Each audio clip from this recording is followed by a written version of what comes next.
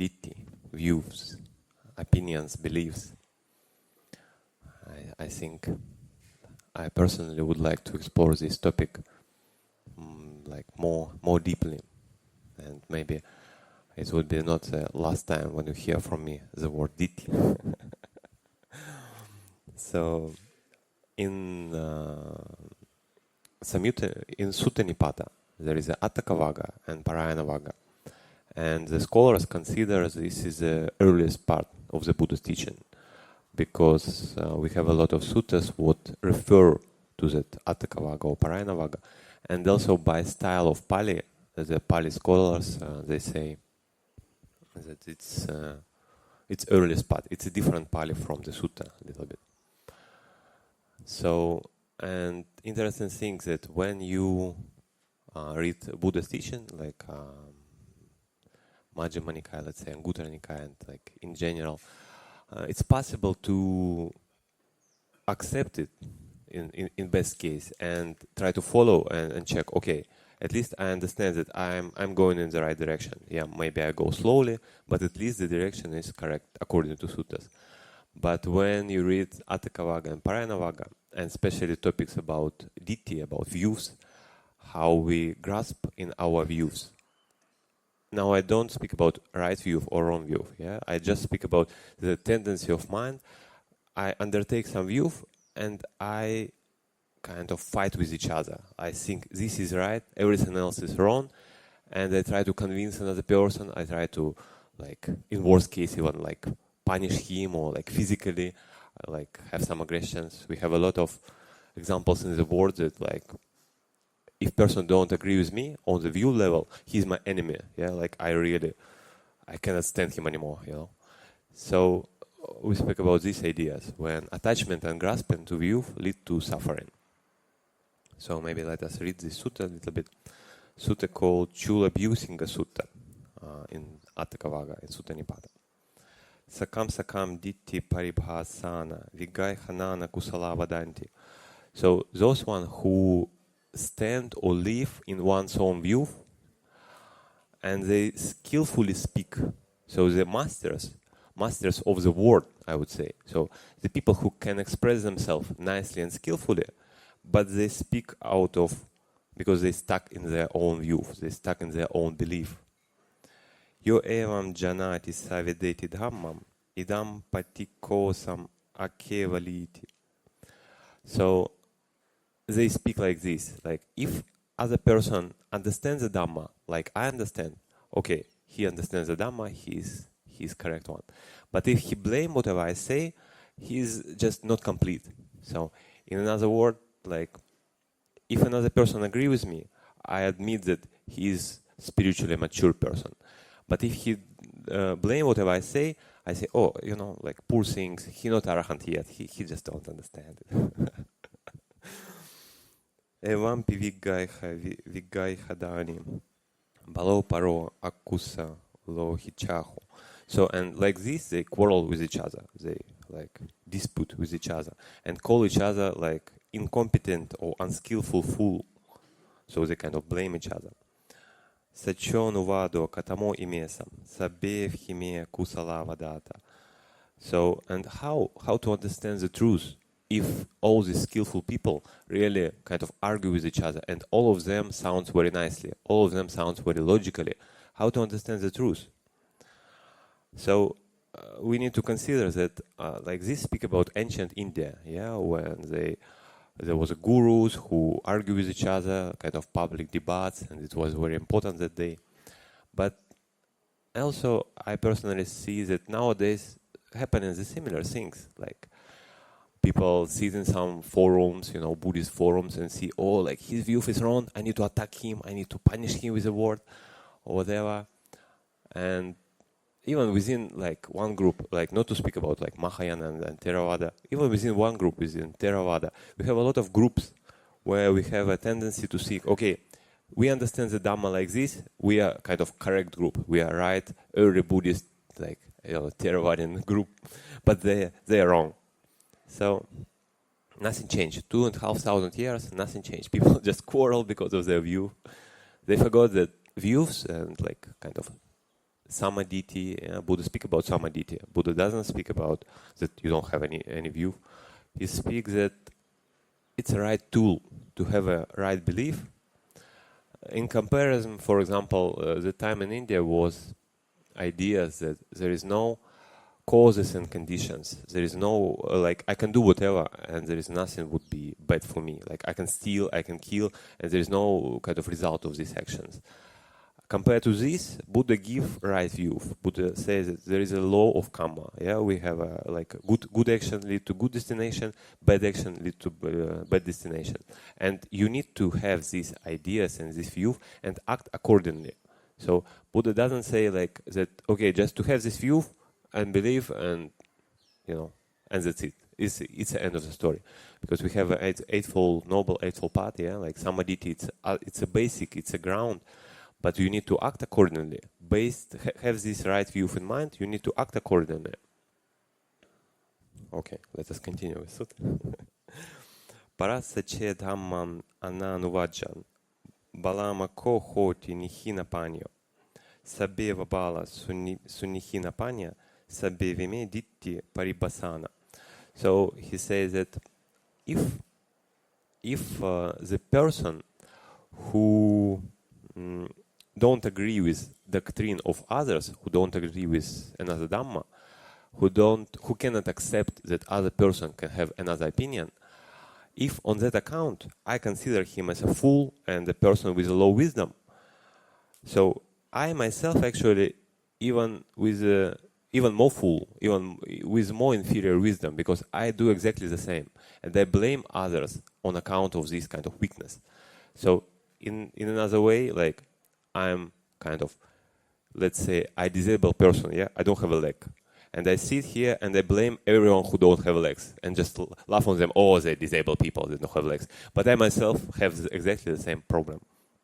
So in the same way, they quarrel with each other on account of, like, he wrong because he not agree with me. But I also don't agree with him, so I'm even more wrong in this case. Sanditya cheva navivadata. Samusidhana kusala nimuta nate sam koche parinihi panyo diṭṭhi chite sam tatta samata. So it's referring to the idea that people believe that by undertaking the view, I become pure. Just by undertaking, like, from my perspective, right view, I become pure, and kind of this is the end of the story. And the Buddha say, if it would be the case, all people who undertake whatever view, they should be pure, yeah? Like, so, in other words, like, just undertaking the view or belief in anything, it doesn't make you pure by itself. You need to act accordingly. Like, maybe a good example would be in some modern, they develop the idea that, like, just belief, it's good enough. It's a just way to heaven. I don't need to act properly. I don't need to follow sila. I don't need to do anything. This is idea by itself. It's not make a person pure. Yeah, like, if the person has this idea in mind and act accordingly and act properly, yeah, do good, don't do bad. Okay, this really can be way to heaven. But this idea that I believe in something and this leads me to heaven or to even Nibbana. So this is the wrong view. This is not the Buddha's teaching. Ayam ahu sacham tuthanti eke tamahu anye tucham musati evam pivigai havivadayanti kasmanake sam samana vadho. So the skillful, the people who kind of argue with each other, they take that this is the ultimate truth and this is the only truth whatever can be, but another person think differently. And that's why the people, the skilled people and skilled, like, ascetics and Brahmins, they speak differently. So Buddha answer this question. Ekanhi sacham nadutiyampi atti yasman pajana vivade pajana. So he says that the truth cannot be two. If it's a truth, it should be one. Like, it's impossible to have many different truths. It would be not truth anymore. And such truth, he describes the quality of the truth. When the person understands this truth, he would not argue with each other anymore. So, if the person really have deep realization, why he even would argue with someone? Yeah, like if he understands that it's not I or my view, yeah, it's just like some skillful method to attain the goal. He kind of deeply understands that there is no self in this involved. And when I speak about self, it's not only about me, it's about us as well. Like I think, oh, we are a good group. Okay, I don't have a self, but we are a good group. We are the only group that understands the Dhamma. So it's the same way. It's the same when a person stuck with a kind of identification. But when the person realizes the truth, what Buddha described, it's the only truth, he would not argue with each other. He would keep quiet, you know. If someone would ask this person a question, if like I would approach the teacher, pay respect to him, and ask whatever is like, please guide me in my meditation, he would share with me, yeah. But this teacher who realized the truth would not sit and just find, oh, with who I would argue today. Okay, today this person writes this comment. Okay, he's wrong. I will attack him. So it just means that person kind of don't have enough self-respect or self-confidence, and he want to prove himself that he know through these arguments, through this kind of blame each other. Nanati satchani sayam tutani tasmana ekan samana vadanti. And he asked a question, is it really these people who argue with each other have truth in his speech, or they just speak differently because they proliferate something, they just imagine something, they just come to conclusion because of logic, and that's why they have a different opinions. Kasmanu satchani vavandinana pavadiya kusala vadanta satchani suttani bahuni nana udanita tekka manusaranti.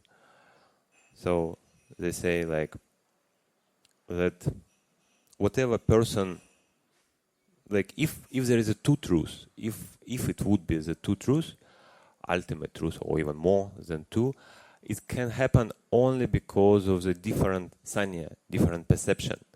So it's remind me about like Madhupinnika Sutta, what we discussed recently with monks, that whatever person feel, whatever person perceive, sanya, vedana come together, that he think about. Whatever he think, that he may proliferate, like make it bigger and form his opinions and ideas. And then if the person not aware of this process, if the person not knowing, okay, this is the feelings, this is the perception, and that's how like the thoughts, ideas come, and that's how it come together, kind of little bit detachment in personal attitude. If he don't have this, he start to believe this is my idea, and he start to proliferate this, and this idea just smash him away. This idea follow him, and it's not I speak anymore. It speak kind of all this mass of ideas and proliferations just follow. So I think we would continue with the sutta next time. But to recap, like I think it's important to remember that whatever right attitude or right view we have, we need to remember that it's a tool. It's a tool Buddha gave us for the purpose of crossing, not for the purpose of grasping. And it doesn't mean that we don't need to hold, like with the simile of raft, yeah? You hold the raft with one hand, and with another hand you just cross over. But you hold, you not just let go. But you need to remember the purpose of this raft, just for the purpose of crossing. Not just, I made this raft, I made this beautiful bowl, like Titanic, you know, what stay on one shore and never even was in water. And this kind of beautiful ship cannot even like swim, you know. But I praise, oh, I have a like so ultimate, my ship much more better than yours. So you know, this whatever attitude we have towards Dhamma, this attitude need to be using as a right tool and helpful tool for the purpose of crossing. And yeah, if you kind of have let go attitude, as all Buddhist teachers have, this idea of letting go or like don't attach with anything. This helps you to just be ultimately happy and don't cling to anything. So I wish all of you realize this truth, personal experience. Sadhu, sadhu, sadhu.